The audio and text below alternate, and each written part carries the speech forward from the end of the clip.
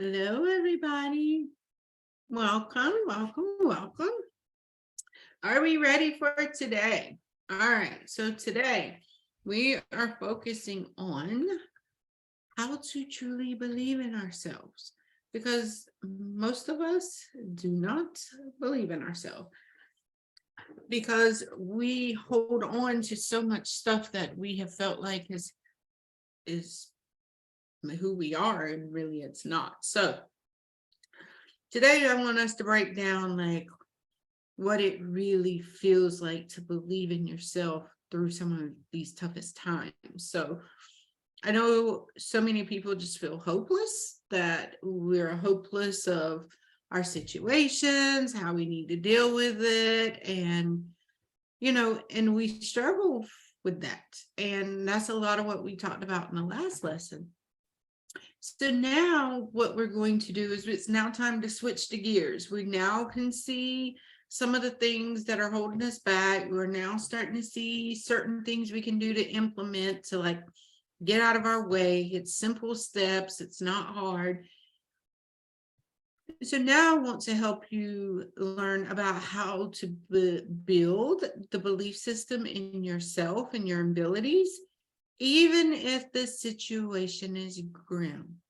Your mindset will determine your level of success or lack thereof. A positive mindset can empower you to abolish hurdles before they become too challenging. So if you remember, we talked a few days ago, I said the best thing you could ever do is learn to fire the fireman. Like, let's put up smoke detectors in our life so we know, like, okay, I'm starting to feel this. I'm starting to feel anxiety. We're checking in to see why we're feeling those things, because if we can check in and figure out why we're feeling them, then we can prevent it from turning into a fire.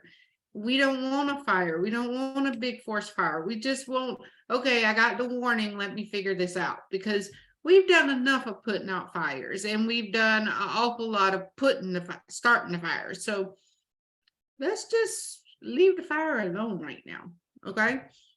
The only thing we need to put in that fire right now is the part of you that is harming you. We need to get rid of that. That's what we need to burn up right there. Okay.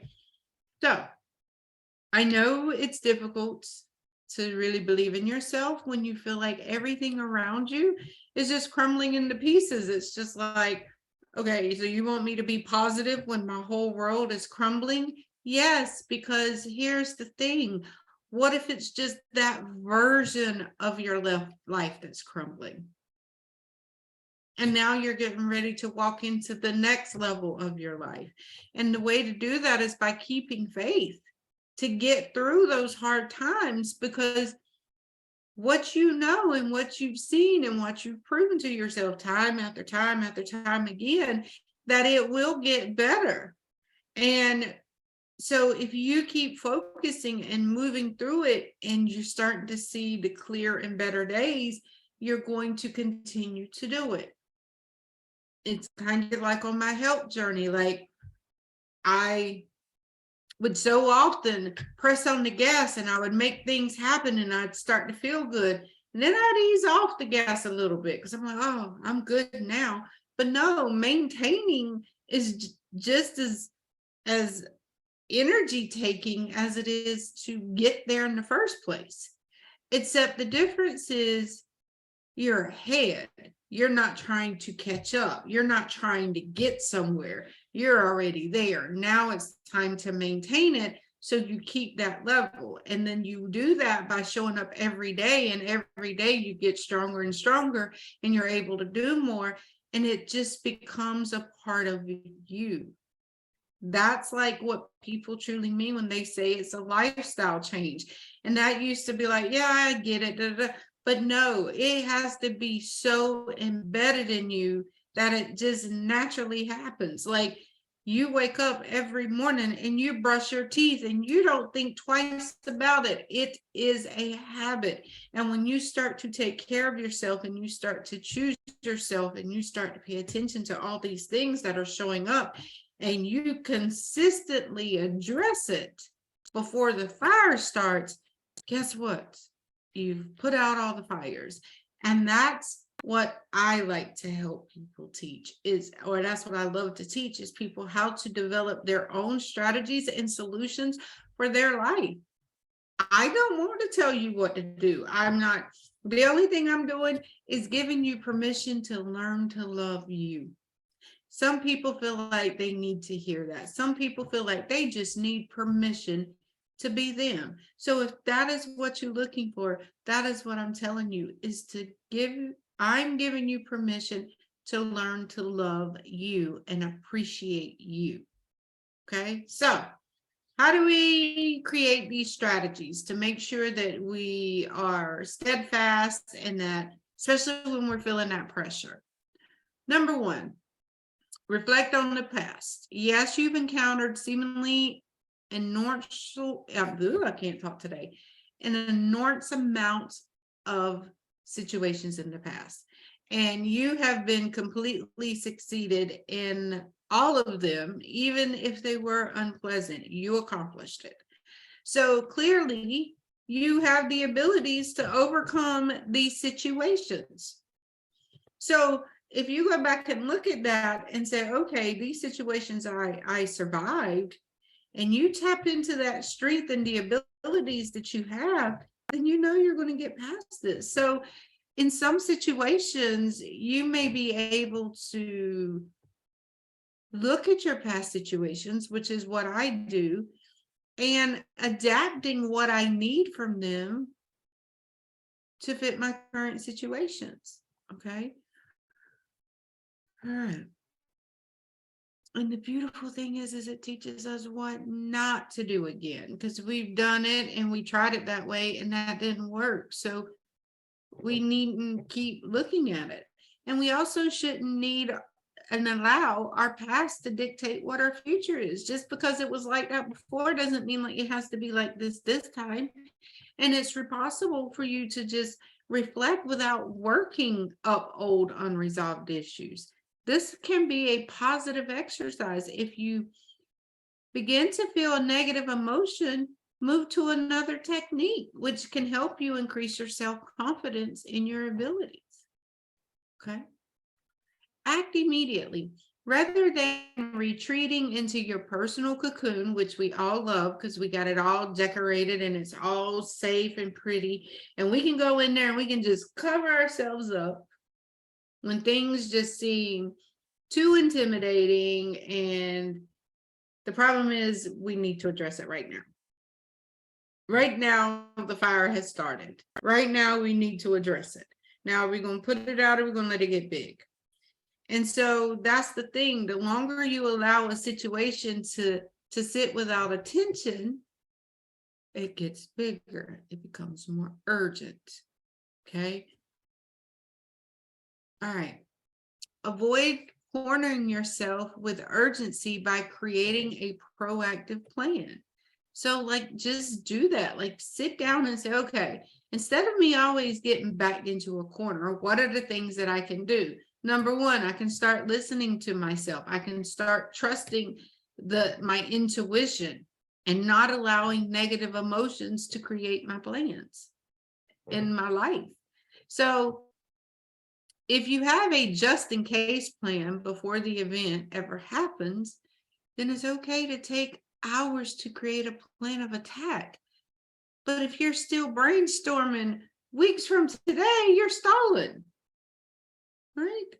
And so, and it's just like that just in case plan. My mother used to always say, it's better to have it not need it and need it and not have it. And so like, I have always been one of those people that drives with water always in my car. I always have a change of clothes in my car, just in case something happens. Then I'm not thinking of, oh God, I need to go get clothes or, oh, da, da, da. You're not thinking of those things because you've already created a solution. Okay. And here's the most amazing part. And this is my favorite thing to teach. Is only you can be the source of the solution. Nobody else can give you a solution. No one else can do it for you.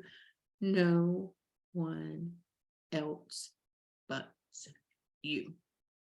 You are in charge of managing your life and ensuring its success.